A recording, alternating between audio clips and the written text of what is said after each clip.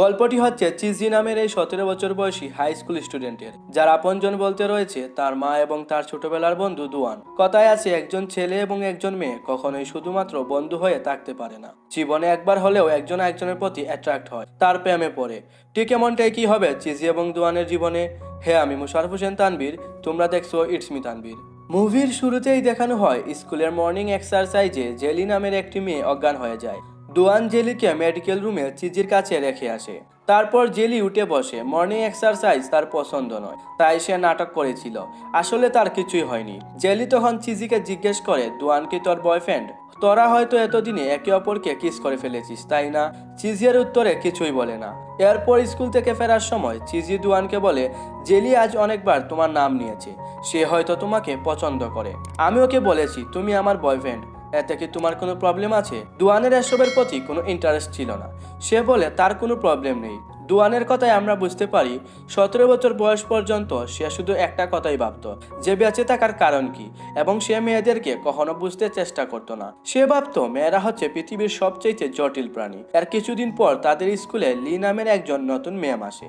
দুয়ানের ম্যামকে খুব ভালো লেগে যায়, তাই সে ম্যামের ওই সাবজেক্টকে খুব ভালোভাবে পড়তো, যাতে সবসময় ম্যামের নজরে আসতে পারে। ম্যাম ক্লাসের সবাইকে হোমওয়ার্ক দেয়, বলে তাদের হাই স্কুলে এক্সপিরিয়েন্স সম্বন্ধে একটি এসে অথবা রচনা লিখে নিয়ে আসতে। দেখা যায় দুয়ান এসে লেখার বদলে সেই ম্যামের ছবি এঁকে নিয়ে আসে, বলে আপনি হচ্ছেন আমার হাই স্কুল লাইফের সবচেয়ে বেস্ট এক্সপিরিয়েন্স। ম্যাম বুঝতে পারে দুয়ান তার সাথে ফ্লার্ট করছে, এতে সে কিছুটা অকওয়ার্ড ফিল করে। এরপর দেখানো হয় তাদের ক্লাসের মাঝে জেলি দুয়ানকে দেখতে থাকে। এ থেকে আমরা বুঝতে পারি সে দুয়ানকে খুব পছন্দ করে। একদিন জেলি দুয়ানকে জিজ্ঞেস করে যে চিজির মতো বোকা একটি মেয়ের সাথে তাকো কিভাবে? উত্তরে দুয়ান বলে আমার ভালো লাগে তাই। এরপর দেখানো হয় চিজি দুয়ানকে ফলো করছিল, আর দুয়ান ফলো করে ম্যামকে। সে একটি নদীর ধারে দাঁড়িয়ে বৃষ্টিতে ভিজতে থাকে। তখন সে একটি ছাতা নিয়ে ম্যামের কাছে যায়। ম্যাম দুয়ানকে বলে সে আগে তার এক ফ্রেন্ডের সাথে এখানে আসতো। দুয়ান জিজ্ঞেস করে সে কি আপনার বয়ফ্রেন্ড? ম্যাম বলে না, সে ছিল একটি মেয়ে এবং বর্তমানে তার সাথে আমার কোনো যোগাযোগ নেই। দুয়ান বলে আমার মনে হয় আপনি আর আপনার বান্ধবী হয়তো একই ব্যক্তির প্রেমে পড়েছিলেন, এবং এর জন্যই হয়তো আপনার বান্ধবী আপনার থেকে দূরে চলে যায়। তখন ম্যাম দুয়ানকে বলে অনেক লেট হয়ে গিয়েছে, তোমার বাড়ি ফেরা উচিত। এই বলে ম্যাম সেখান থেকে চলে যায়।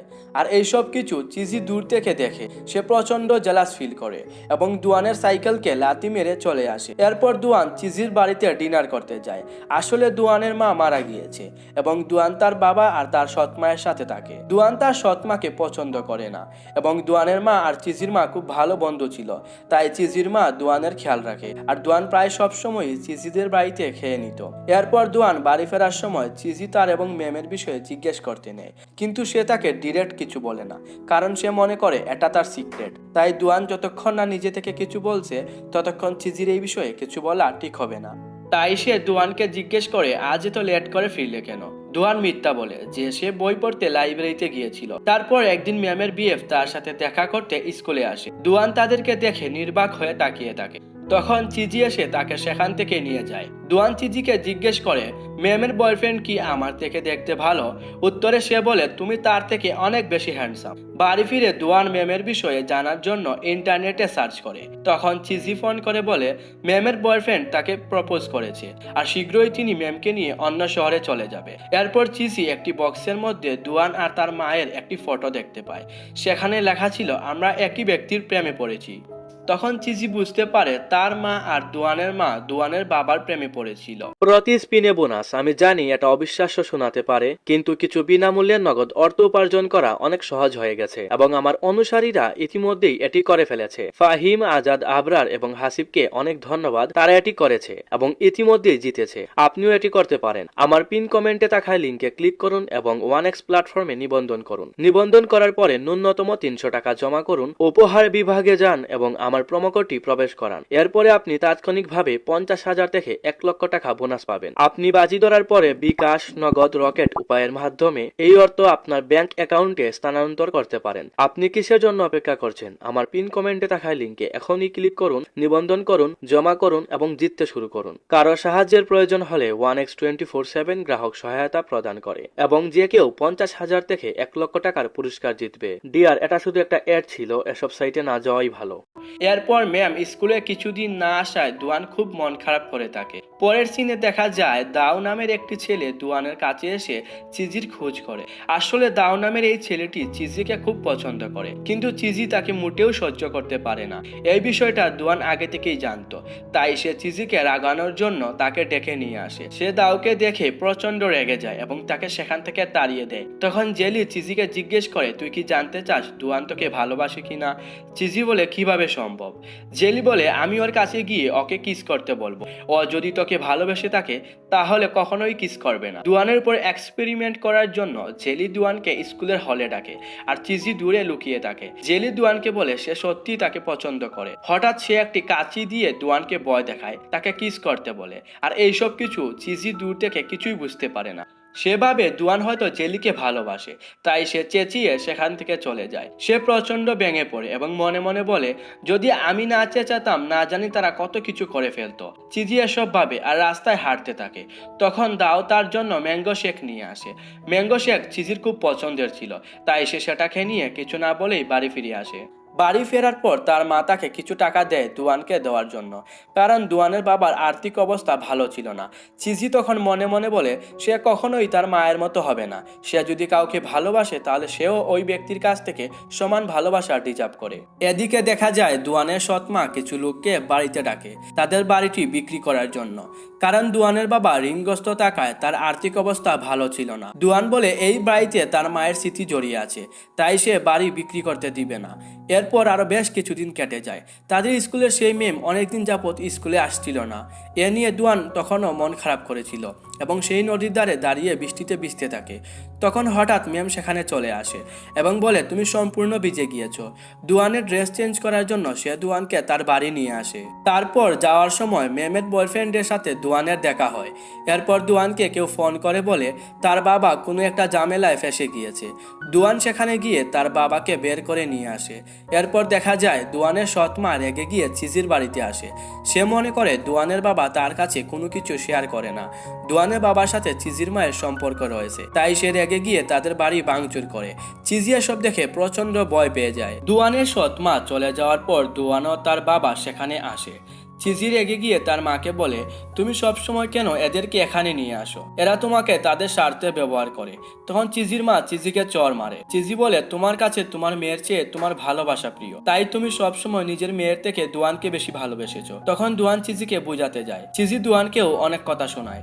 সে বলে, ছোটবেলা থেকে আমি যা কিনেছি ঠিক ওই রকম আরেকটি জিনিস তোমার জন্যও নিয়েছি। তোমার জন্য নিজের টিফিন তোমার সাথে শেয়ার করেছি, বদলে তোমার থেকে কোনো ভালোবাসাই পাইনি। চিজির এসব কথা শুনে দুয়ান প্রচন্ড কষ্ট পায়। এরপর দিন দুয়ান দেখে তার সৎ মা তার জীবনের ইনকাম করা সমস্ত টাকা এবং একটি চিঠি রেখে বাড়ি ছেড়ে চলে গিয়েছে, যাতে দুয়ানের বাবা সেই টাকায় তার ঋণ পরিশোধ করতে পারে। দুয়ান ভেবেছিল সে হয়তো তার লাইফটাকে সম্পূর্ণরূপে বুঝে গিয়েছে, আসলে সে ঠিকভাবে কিছুই বুঝতে পারেনি। তো এই ঘটনার পর দুয়ান বুঝতে পারে একটা মানুষকে আমরা সবসময় যেভাবে দেখি তার ভেতরটা হয়তো তার থেকে সম্পূর্ণ বিপরীত হতে পারে।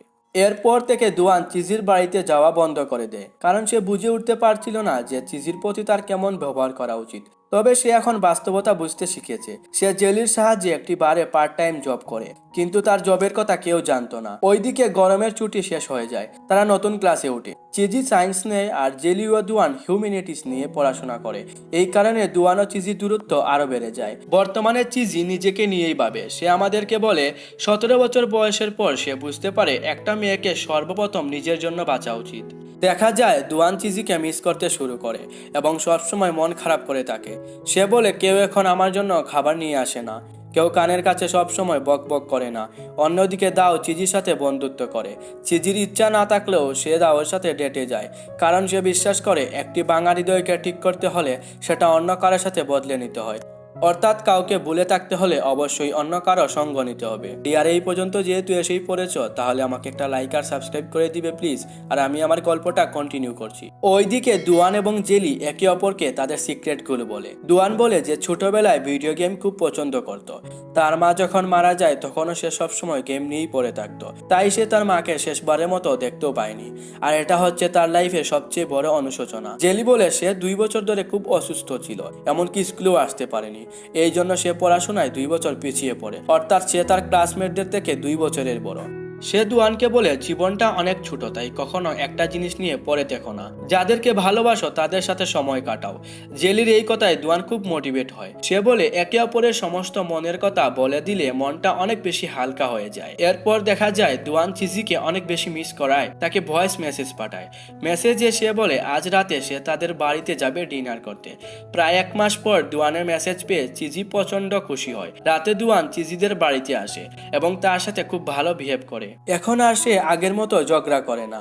এখানে তাদের দুজনের মধ্যে একটা রোমান্টিক মোমেন্ট ক্রিয়েট হয়। অন্যদিকে স্কুলের সেই ম্যাম অন্য শহরে যাওয়ার আগে স্কুলে বিদায় নিতে আসে এবং তিনি বলেন তিনি সেখানে গিয়ে বিয়ে করবেন। এই কথা শুনে দুয়ান মোটেও কষ্ট পায় না। সে বলে আলাদা হওয়াটা কষ্টের কিছু নয়, কারণ আমাদের যাই ঘটে যাক না কেন সেই সব কিছু মেনে নিয়ে সামনের দিকে এগিয়ে যেতে হবে। সে আরো বলে যে এসে বা রচনা লেখার কম্পিটিশনে স্কুলের তরফ থেকে অংশ নেবে। সে তাতে ফোকাস করবে, নিজেকে আরো ইমপ্রুভ করার চেষ্টা করবে। এরপর ক্রিসমাসের রাতে সবাই খুব এনজয় করছিল এবং একে অপরকে জড়িয়ে ধরে, কিন্তু জেলিকে জড়িয়ে ধরার মতো কেউ ছিল না। এই দেখে দুয়ানের খুব মন খারাপ হয়। সে তার বন্ধুর মন ভালো করতে তাকে জড়িয়ে ধরে। এটা দূর থেকে চিজি দেখে নেয়। সে রেগে গিয়ে জেলি আর দুয়ানের ফটো তুলে স্কুলে পাঠিয়ে দেয়। যেহেতু স্কুলের স্টুডেন্টদের বাড়ি যাওয়া নিষেধ, দুয়ান এবং জেলিকে পানিশমেন্ট দেওয়া হয়। এই ঘটনার পর থেকে জেলি স্কুল ছেড়ে দেয়। এরপর স্কুল ভিত্তিক ড্রামার জন্য রিহার্সেল শুরু হয়। দাও এবং চিজি সেখানে কাজ করে এবং ধীরে ধীরে তারা খুব ভালো বন্ধু হয়ে ওঠে। চিজি ভাবে সে দাওকে যতটা খারাপ ভেবেছিল সে ততটা খারাপ নয়। এরপর একদিন থিয়েটারে চিজি এবং দাও একা ছিল। চিজি দাওকে স্টেজে গিয়ে তাকে প্রপোজ করতে বলে। দাও যখন চেঁচিয়ে আই লাভ ইউ বলে তখন সে নিজের চোখ বন্ধ করে দুয়ানকে কল্পনা করে। সে মনে মনে বলে এই কথা যদি দুয়ান আমাকে বলতো তাহলে কত ভালো হতো, তাই না? এরপর চিজি দাওকে কিস করতে বলে। তখন দুয়ান এসব দেখে রেগে গিয়ে সেখান থেকে চলে যায়। পরের সিনে দেখা যায় দুয়ান তার বাবাকে বলে তার সৎমাকে ফিরিয়ে আনতে। এতে তার কোনো আপত্তি নেই, কারণ দুয়ান এখন বুঝে গিয়েছে কাউকে হারানোর পর বোঝা যায় মানুষটা কত বেশি মূল্যবান ছিল। এরপর দুয়ান চিজির বাড়িতে যায় এবং তাকে জিজ্ঞেস করে তুমি কি দাওকে কিস করে নিয়েছো? তখন চিজি বলে তাতে তোমার কি, তোমার উচিত সেই ক্রিসমাস ডে নিয়ে পড়ে থাকা। তখন দুয়ান বুঝতে পারে যে তার আর জেলির বিষয়টা চিজি জানতে পেরেছে, তাই সে বলে তুমি যা ভাবছো বিষয়টা সেরকম নয়। সে আরো বলে চিজিকে সে খুব মিস করে। এ শুনে চিজি প্রচন্ড খুশি হয়। এরপর দুয়ান চিজির ক্যামেরা দেখার সময় সেখানে তার আর জেলির বাড়ির ফটোগুলো দেখতে পায়। দুয়ান তার কাছ থেকে জানতে চায় যে সে এই ক্যামেরাটা কাউকে দিয়েছিল কিনা। চিজি ভয়ে দাওয়ের নাম বলে দেয়। এরপর দিন স্কুলে ড্রামা হচ্ছিল। ড্রামার মাঝখানেই দুয়ান দাওকে মারতে শুরু করে আর চিজি তাদেরকে থামাতে যায়। তখন ড্রামার সেট 3 জনের উপর পড়ে যায়। তখন চিজির সামনে দাও তাকলেও সে দুয়ানকে খুঁজতে থাকে এবং সে ঠিক আছে কিনা জিজ্ঞেস করে। এতে দাও বুঝতে পারে যে চিজি তাকে ভালোবাসে না। এরপর বাড়ি ফিরে চিজি তার মাকে সরি বলে, কারণ তার কারণে ড্রামাটা নষ্ট হওয়ার জন্য তার মাকে স্কুলে ডেকে পাঠানো হয়েছিল। তখন চিজির মা তার একটা গোপন কথা চিজিকে বলে। তিনি বলেন দুয়ানের মা আর তিনি দুজনেই যেই ব্যক্তির প্রেমে পড়েছিল তিনি হলেন দুয়ানের বাবা। তাকে পাওয়ার জন্য তিনি অনেক ভুল করেছেন, যার জন্য তিনি এখনো অনুশোচনা করেন। তাই সে তার বন্ধুর মৃত্যুর পর দুয়ান আর তার বাবার খেয়াল রাখে। তিনি এটাকে নিজের দায়িত্ব মনে করেন।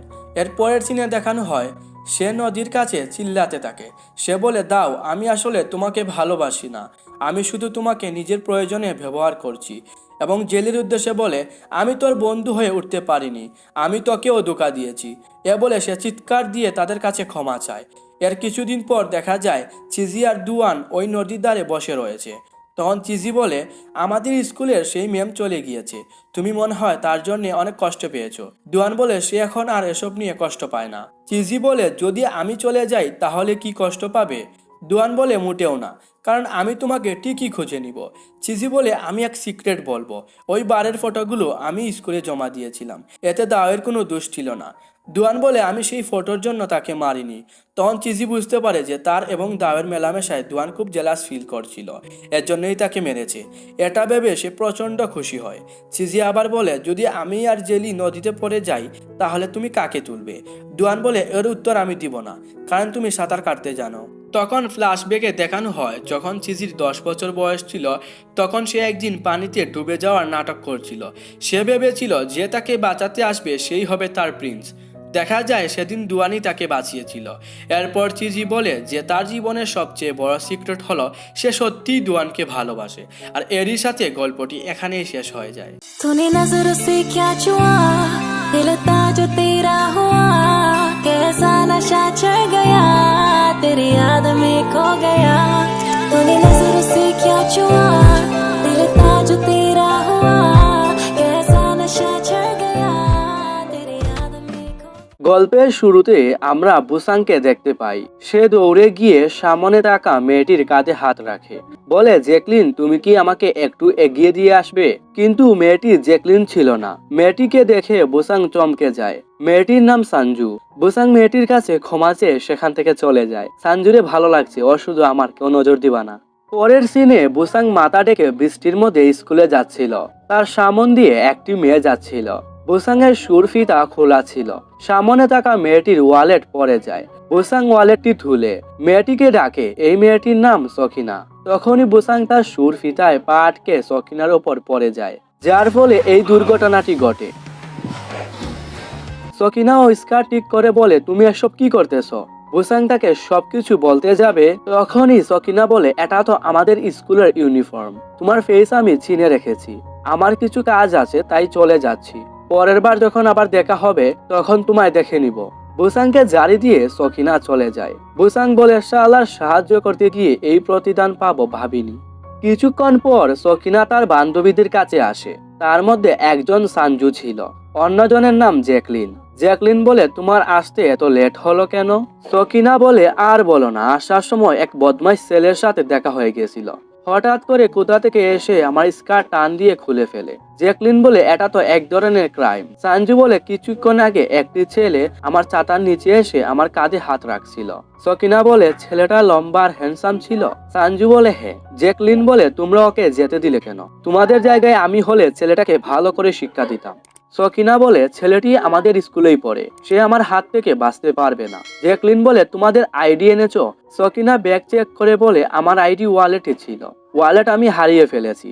জ্যাকলিন বলে আমরা বসকে বলে দেখি সে আমাদের কোনো সাহায্য করতে পারে কিনা।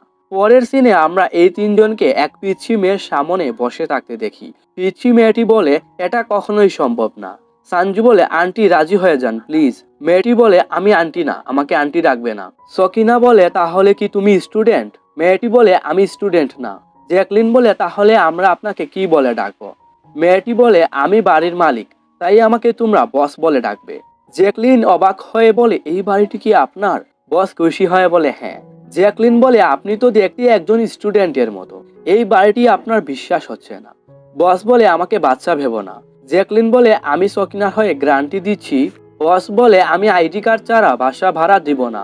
আসলে রিয়ার বস নামের পিচ্ছি মেয়েটি বাসা ভাড়ায় দিয়ে থাকে। সকিনা তার আইডি হারিয়ে ফেলায় বস তাকে বাসা ভাড়া দিচ্ছে না, তাই জ্যাকলিন বসকে মানানোর চেষ্টা করছে। বস বলে আজকাল অনেক ধরনের স্ক্যাম হচ্ছে।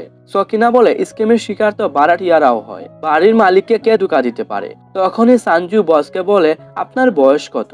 বস বলে আমি তোমার থেকে বড় আছি। সকিনা বসকে রিকোয়েস্ট করে তাকে ভারী ভাড়া দেওয়ার জন্য। বস বলে আইডি ছাড়া তোমাকে আমি থাকতে দিতে পারি না, এখনকার যুগ খুবই খারাপ। সকিনা বলে আপনি এতটা হার্টলেস কিভাবে হতে পারেন। তখনই সেখানে বুসাং আসে। সে বলে সরি আমার আসতে দেরি হয়ে গেল। বুসাংকে সেখানে দেখে মেয়েগুলো শক হয়ে যায়। কিছুক্ষণ পর জ্যাকলিন বসকে জিজ্ঞাসা করে এ ঘর কি শুধু মেয়েদের জন্য না। বস বলে আমি তো এটা বলিনি যে ছেলেরা এখানে থাকতে পারবে না। সকিনা বলে কোনো অচেনা ছেলের সাথে আমরা থাকতে পারবো না, তাও আবার ওর মতো বদমাইশ ছেলের সাথে। তখন জ্যাকলিন বুসাংয়ের কাঁধে মেরে বলে তুমি এমন আজব ব্যবহার করতেছো কেন। তখন বুসাংয়ের কিছু মনে পড়ে। সে সকিনার ওয়ালেট বের করে তাকে দেয়। নিজের ওয়ালেট দেখে সকিনা শক হয়ে যায়। বুসাং বলে এটা তুলতে গিয়েই আমি ব্যালেন্স হারিয়ে পড়ে যাই। সকিনা বলে তাই তুমি আমার স্কার্টে টান দিবে, এটা তো ঠিক না। বুসাং তাকে সরি বলে। সকিনাও তাকে সরি বলে আমি তোমাকে ভুল বুঝেছি। তখন পাশ থেকে সঞ্জু বলে আমার ছাতার নিচে এসে সে জ্যাকলিনের নাম নিয়েছিল। বুসাং বলে তুমি অনেকটা জ্যাকলিনের মতো দেখতে। তখন জ্যাকলিন তাকে আবার মেরে বলে তুমি তোমার 10 বছর পুরনো বন্ধুকে চিনতে ভুল করো কিভাবে। তখন সঞ্জু বলে অনেকে তো আমাদের বোন মনে করে। জ্যাকলিন মন খারাপ করে বলে সে আমাকে চিনতে কিভাবে ভুল করতে পারে। আমার মনে হয় জ্যাকলিন বুসাংকে পছন্দ করে, তবে আমি নিশ্চিত না। তোমার কি মনে হয় কমেন্ট করে বলতে পারো। পাশ থেকে সকিনা বলে আমি এখনো ওর সাথে এই করে থাকতে প্রস্তুত না। সঞ্জু বলে আমি ওর সাথে থাকতে প্রস্তুত, অনেক মজা হবে। বস বলে এটা তোমরা ডিসাইড করো ওর সাথে থাকবে কিনা। সকিনা বুসাং এর সাথে থাকতে রাজি না। সঞ্জু বলে সে রাজি। বুসাং নিজের জন্য হ্যাঁ বলে। জ্যাকলিন ভাবে ওর সাথে থাকতে আমার কোনো সমস্যা নেই, কিন্তু সকিনা, সানজু, বস এই তিনজন খুব সুন্দর। দূর, আমি এসব কেন ভাবতেছি? ওর যার সাথে ভালো লাগে ডেট করো। 4 জন মেয়ের সাথে ওর থাকা ইম্পসিবল, সে থাকতে পারবে না। ডিয়ার, এখানে জ্যাকলিন নিজেই বুঝতে পারছে না সে বুসানকে ভালোবেসে ফেলেছে। এসব ভেবে জ্যাকলিন না বলে সে বুসানের সাথে থাকবে না। বুসান বলে, আমাদের 10 বছর পুরনো বন্ধুত্বের কি হলো? জ্যাকলিন বলে, আমি তোমার মুখ দেখতে চাই না। তখনই বস বুসাং এখানে থাকার জন্য হ্যাঁ বলে, অর্থাৎ বুসাং থাকবে কি থাকবে না তার বুট সমান সমান। সকিনা বলে, আপনার বুট গ্রহণযোগ্য না। বস বলে, আমিও এখানে থাকি, ভুলে যেও না। বুসাং তাদের সাথে থাকবে এটা শুনে জ্যাকলিন খুশি হয়ে যায়। আবার সেভাবে আমি এত খুশি হচ্ছি কেন? সে বুসাংকে বলে, আমি তোমাকে ঘৃণা করি। এটা শুনে বুসাং স্যাড হয়ে যায়। জ্যাকলিন বলে, এমন না যে আমি তোমাকে একদম পছন্দ করি না। বুসাং বলে, তুমি আমাকে কনফিউজ করো না। তখন সকিনা বুসাংকে বলে, যদি তুমি আমার রুমে আসো তাহলে তো আমি তোমাকে মেরেই ফেলবো। বুসাং বলে, আমি তোমার রুমে কখনোই যাব না। তখন সানজু বুসাংকে বলে, তোমার কি কোনো গার্লফ্রেন্ড আছে? বুসাং না বলে। সানজু বলে, তুমি কি আমার বয়ফ্রেন্ড হবে? এটা শুনে বুসাং চমকে যায়। জ্যাকলিন সানজুকে বলে, সে তোমার টাইপের ছেলে না। সানজু বলে, তুমি জানো কিভাবে আমি কেমন টাইপের ছেলে পছন্দ করি? সকিনা বলে, তুমি ভালো ছেলে পছন্দ করো। সানজু বলে, বুসাং ভালো ছেলে। জ্যাকলিন ভাবে, এটা সে জানলো কিভাবে? জ্যাকলিন সানজুকে বলে, তুমি ওর সাথে ডেট করতে পারবে না। পাশ থেকে বুসাং এর কারণ জানতে চায়, কিন্তু জ্যাকলিন কোনো উত্তর দিতে পারে না। সেভাবে আমার তো খারাপ লাগতেছে কেন? যাই হোক, আমি তাদের ডেট করতে দিব না। সে বলে, একই ছাদের নিচে থেকে ডেট করা ঠিক না। বস বলে, জ্যাকলিন ঠিক বলতেছে। সকিনা সানজুকে বলে, ওর ভোলাভালা মুখ দেখে ভালো ভেবো না, ও তো 1 নম্বরের বদমাইশ। বুসাং বলে, আমি এমন না। বস বলে, এটা তাদের ইচ্ছা, তারা ডেট করবে কিনা। বস বুসাং এর ডিসিশন জানতে চায়। জ্যাকলিন আবারও তাদের ডেট করতে বারণ করে। সকিনা বুসাংকে বলে, তুমি সানজুর সম্বন্ধে কি ভাবো? বুসাং বলে, সে দেখতে সুন্দর, কিউট, কিন্তু মাত্র আধা ঘন্টা হয়েছে তার সাথে আমার পরিচয়। তার সম্বন্ধে আমি কিছুই জানি না। বস বলে, তুমি তো খুবই ভালো ছেলে, তোমার জায়গায় আমি হলে খুশিতে পাগল হয়ে যেতাম। জ্যাকলিন বলে, আপনি এসব কি বলতেছেন? বস বলে, তুমি বারবার কথার মাঝখানে কথা বলো কেন? তুমি কি বুসাংকে পছন্দ করো? জ্যাকলিন বলে, আরে না, আমি এমন টাইপের ছেলে পছন্দ করি না। সকিনা বলে, তাহলে কেমন ছেলে পছন্দ করো? জ্যাকলিন ভাবে, আমার বুসাং এর বিপরীত বলতে হবে। সে বলে, হাইটে ছোট ও বড় ফেসওয়ালা ছেলে আমি পছন্দ করি। সানজু বলে, তুমি কি গরিলা পছন্দ করো? জ্যাকলিন বলে, হ্যাঁ, আমি গরিলার মতো দেখতে ছেলে পছন্দ করি। মানে কুচুবি ভাই।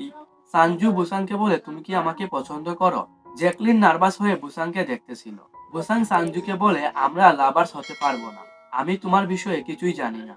বুসাং এর কথা শুনে জ্যাকলিন খুশি হয়ে যায়। বস বলে, এমন ছেলে আমি প্রথম দেখলাম যে এত সুন্দর মেয়েকে রিজেক্ট করলো। সানজু বলে, যখন আমরা দুজন দুজনকে ভালো করে জানবো বুঝবো তখন কি আমার প্রপোজাল অ্যাকসেপ্ট করবে? বুসাং বলে, তা হতে পারে। এটা শুনে সানজু অনেক খুশি হয়ে যায়। জ্যাকলিন রেগে গিয়ে বুসাংকে প্লে বয় বলে চলে যায়। বুসাং বে করে তাকিয়ে থাকে। তো এভাবেই তারা সবাই এক ছাদে থাকা শুরু করে। একদিন বুসাং তার রুমে ঘুমাচ্ছিল, তখন সে চোখ খুলে দেখতে পায় সানজু তার পাশে শুয়ে আছে। বুসাং বলে, তুমি এখানে কি করছো? তখন জ্যাকলিন বুসাং এর রুমে আসে। তাদের একসাথে দেখে সে বুসাংকে প্লে বয় বলে। বুসাং কিছু বলার আগেই সে সেখান থেকে চলে যায়। সানজু বুসাং এর ক্লোজ হওয়া শুরু করে। বুসাং সানজুকে কিস করতে যাবেই তখন সে নিজেকে থাপ্পড় দিয়ে কন্ট্রোল করে নেয়। বুসাং সানজুকে বলে, আমার পিছু করা বন্ধ করো। সানজু বলে, তুমি কি আমাকে পছন্দ করো না? বুসাং বলে, আমি তোমাকে ঘৃণা করি। সানজু বলে, আমি তোমার পিছু ছাড়বো না। ভাই, মাইয়াটা রিজেক্ট হওয়ার পরও কষাকষি শুরু করে। বেহায়া একটা। বাহির থেকে জ্যাকলিন তাদের এসব শুনতেছিল। সে ভিতরে গিয়ে সানজুকে বুসাং এর থেকে আলাদা করে। দৃশ্য পরিবর্তন হয়। ব্রেকফাস্টে সানজু জোর করে বুসাংকে টোস্ট খাওয়ায়। এসব দেখে জ্যাকলিন জেলাস হয়ে সেখান থেকে চলে যায়। স্কুলে যাওয়ার সময় সানজু পুরো রাস্তায় বুসাংকে জড়িয়ে ধরে থাকে। জ্যাকলিন বুসাংকে বলে, তুমি ওর কাছ থেকে সরে যাচ্ছ না কেন? বুসাং বলে, সে তো আমার পিছুই ছাড়ছে না। জ্যাকলিন বলে, এর কারণ তুমি নিজেই, তুমি ডিসিশন নিতে পারছো না। বুসাং বলে, তাকে আমি কতবার না করেছি। জ্যাকলিন আর সকিনা বুসাং এর ওপর রেগে সেখান থেকে চলে যায়। এরপর ঘরে বাহিরে সব জায়গায় সানজু বুসাং এর পিছু করতে থাকে। এসব দেখে জ্যাকলিন জেলাস হয়ে বুসাং এর সাথে কথা বলা বন্ধ করে দেয়। বুসাং তার সাথে কথা বলার অনেক চেষ্টা করে, কিন্তু জ্যাকলিন তাকে পাত্তাও দেয় না। বস বুসাংকে বলে, এসব তোমার কর্মকাণ্ডের জন্যই হচ্ছে। সকিনা বলে, তোমার জন্য আমার মায়া হচ্ছে। সে বসকে বলে আমাদেরকেই কিছু করতে হবে। দৃশ্য পরিবর্তন হয়, বস সবাইকে নিয়ে মিটিং এ বসে। বস বলে আমি তোমাদের ডেকেছি সমস্যাটি সমাধানের জন্য। সকিনা বুসাং ও সানজুকে বলে তোমরা দুজন কি রিলেশনে আছো? বুসাং বলে না। সানজু বলে আমি তো তাকে অনেকবার কনফেস করেছি, কিন্তু সে বারবার রিজেক্ট করে দেয়। সকিনা বলে তোমরা যদি রিলেশনে না থাকো তাহলে তোমার তার থেকে দূরে থাকা উচিত। সানজু বলে কাল থেকে এমনিতেই আমি তার থেকে দূরে চলে যাব। সকিনা এর কারণ জানতে চায়। সানজু বলে আগামীকাল আমি নিজের শহরে চলে যাব। এটা শুনে সবাই চমকে যায়। বস বলে তুমি এটা আমাদের আগে বলনি কেন? সানজু বলে যদি এটা আগে আমি বলতাম তাহলে হয়তো বুসাং আমাকে দয়া দেখিয়ে আমার প্রপোজাল অ্যাকসেপ্ট করতো। আমি চেয়েছিলাম সেজন্য নিজে থেকেই আমাকে ডেট করুক। বুসাং বলে আমি তোমাকে পছন্দ করি, কিন্তু ওইভাবে না। সানজু বলে হ্যাঁ আমি জানি। বস বলে আমি তোমার জন্য ফেয়ারওয়েল পার্টিও দিতে পারিনি। সানজু বুসাংকে বলে তুমি কি আমাকে হাগ করতে পারবে? এটা শুনে বুসাং তাকে হাগ করে। পরদিন সবাই সানজুকে এয়ারপোর্টে এগিয়ে দিতে যায়। চলে যাওয়ার আগে আরেকবার সানজু বুসাংকে হাগ করে আর বলে আমি তোমাকে সত্যি খুব ভালোবাসি। বুসাং শুধু তাকে থ্যাঙ্কস বলে। জ্যাকলিন তাদের দেখতেছিল। এরপর সানজু চলে যায়।